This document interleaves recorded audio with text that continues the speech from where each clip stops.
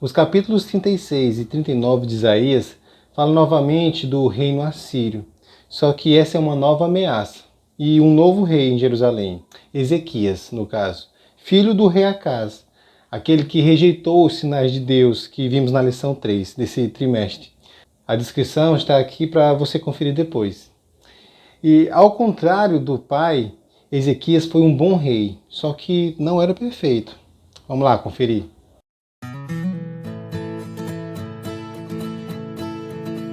Olá, irmãos e irmãs, mais uma vez estamos aqui no canal Farol 7.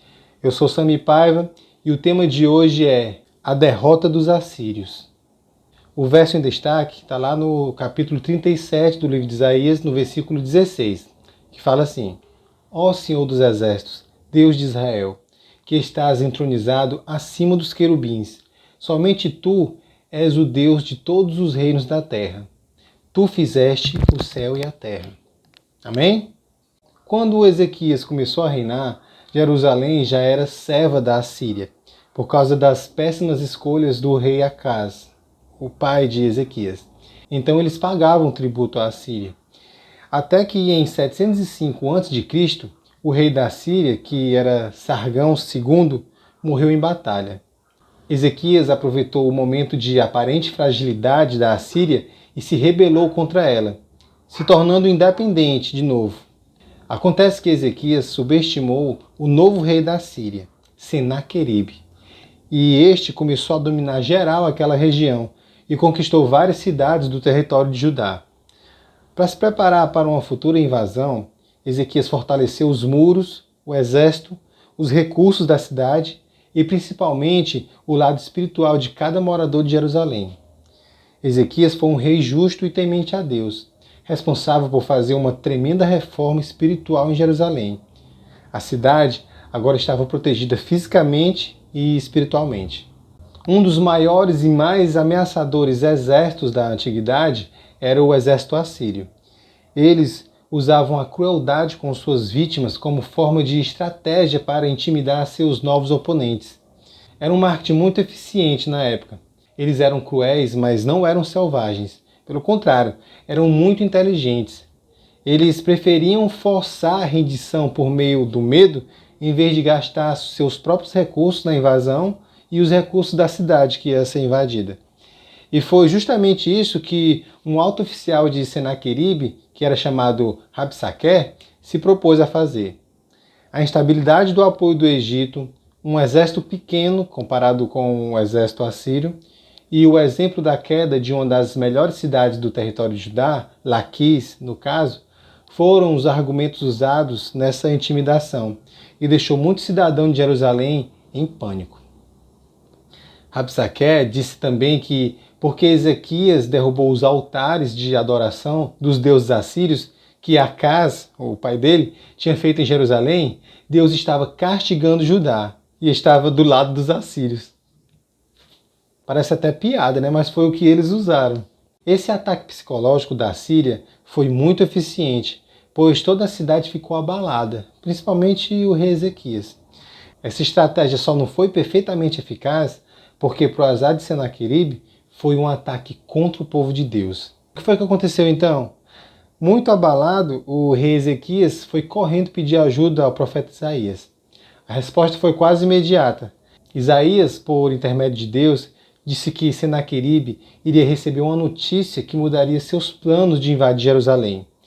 Então, assim que o Rabsaqué chegou no acampamento assírio, depois dessa ofensiva intimidadora, Senaqueribe recebeu a notícia que o rei da Etiópia, Tiraca, estava vindo atacar suas tropas, exatamente como Isaías tinha profetizado. Então Senaqueribe, ocupado agora com a Etiópia, enviou uma carta a Ezequias com outras séries de ofensas e blasfêmias. Dessa vez, o próprio rei Ezequias foi à presença de Deus com a carta blasfema na mão, clamando ao Senhor dos Exércitos entronizado acima dos querubins. O resultado foi uma das maiores intervenções divinas da história, onde o anjo do Senhor feriu 185 mil soldados assírios, fazendo com que o grande Senaqueribe só tivesse uma resposta: voltar para casa com o rabo entre as pernas. Infelizmente, para Senaqueribe, ele atacou a defesa mais forte de Ezequias, a fé no Deus Todo-Poderoso. No final dessa história, o povo de Deus prevaleceu e a honra do Todo-Poderoso foi vindicada aos olhos das nações vizinhas. Vencido nesse round do Senaqueribe, o inimigo tentou outro ataque ao povo de Deus. Ele viu que naquele momento a liderança do remanescente era muito significativa e fez um ataque direto, uma doença mortal contra o rei Ezequias. Diante dessa notícia, Ezequias clamou ao Senhor e antes que Isaías saísse do palácio real, porque ele deu a notícia, que o rei ia morrer e já estava indo embora.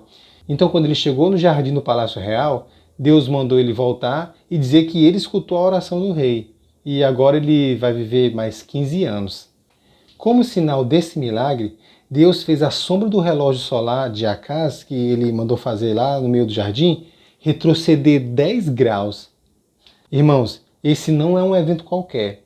Envolve todo o universo, porque é uma distorção do tempo e do espaço. É um evento cósmico, eu acho que um dos maiores milagres que Deus fez em todo o universo. Então, depois dessa magnânima intervenção de Deus, Isaías fez uma pomada de pasta de figo, passou nas úlceras do rei e ele ficou bom.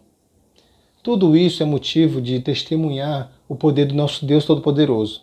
Os babilônios, que foram os pioneiros na astronomia, pelos seus cálculos e estudos, perceberam essa santa singularidade, esse retrocesso do Sol, e associaram ele à cura do rei Ezequias. Nesse tempo, Babilônia, que era governada por Merodach e Baladã, era escrava da Assíria e também almejava sua independência, como Jerusalém. E ter um aliado que movia o próprio Sol seria essencial para os interesses do reino. Diante dessa possibilidade, o imperador da Babilônia enviou uma embaixada com presentes para parabenizar o poderoso rei Ezequias. O problema na história é que, em vez de testemunhar a fonte de seu sucesso, que era Jeová, o Deus Todo-Poderoso, ele preferiu se gabar de seu poder material, do seu tesouro. Ezequias foi um rei bom e justo, temente a Deus, porém cometeu esse vacilo. E em vez de espalhar o evangelho eterno, ele despertou outros interesses na Babilônia. E essa já é outra história para os próximos capítulos. Amém? Irmãos, esse foi o vídeo da lição de hoje.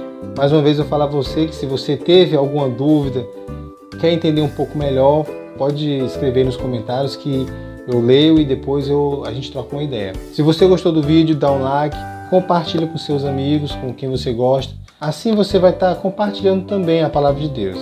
Então, fique com Deus e até a próxima semana.